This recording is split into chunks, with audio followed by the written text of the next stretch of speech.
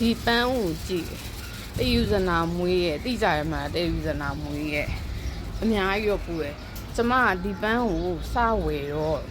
တယူဇနာမွေးဆိုတော့အရန်မွေးမှာသူတို့ကလည်းမွေးရလို့ပြောတယ်ဒါပေမဲ့အခုချိန်ကြီးကျမဒီပန်းအနံကိုကောင်းမရဘူးကျမအမေလည်းမရဘူးကျမအမေကဟဲ့တယူဇနာမွေးဝယ်ပြီးတော့တဲ့ဘာဖြစ်လို့မမွေးရလဲတဲ့ဟိုကမွေးရပြောတယ်တဲ့အဲ့လိုအနီးကလေးနည်းနည်းလေးမွေးကြည့်ရမှာတော့တင်းတင်းလေးအဲ့လိုမျိုးမွေးရကျန်တဲ့သူတွေရောအဲ့လိုမျိုးလိုပဲလားဒါပေမဲ့အပင်ရောင်းတဲ့သူကတယူဇနာမွေးရမ်းမွေးရဆိုတော့ကိုကတော်တော်မွေးရထင်တာသူကအရန်ကိုနှာခေါင်းနဲ့အပင်နဲ့ဒီလိုနမ်းပြီးကတ်ကြည့်ကြမှာတော်တော်မွေးရအဲ့တရက်ကြောင်ကျမတငယ်ချင်းလာတော့ကျမသူ့ပြောရဟဲ့တယူဇနာမွေးလားမွေးရလို့ထင်တာလို့တိတ်လည်းမမွေးတော့သူကနမ်းကြည့်ပြီးတော့ဟဲ့တဲ့တယူဇနာမွေးဆိုတာတဲ့နေတယူဇနာမှာသွားနေတယ်အဲ့နေမှာမွေးမှာတဲ့ဟုတ်လားရှင်ဟုတ်လားကျမအဲ့ဒါသိကြင်လို့ကျမအပင်ကတော့တိတ်မမွေးဘူးပွင့်နေရတော့အရန်ပွင့်တယ်ဖះတော့တင်လို့အဆင်ပြေရယ်ဖះတော့တင်ဒါပေမဲ့မမွေးဘူးလို့မှန်းကိုအရန်ကိုအနမ်း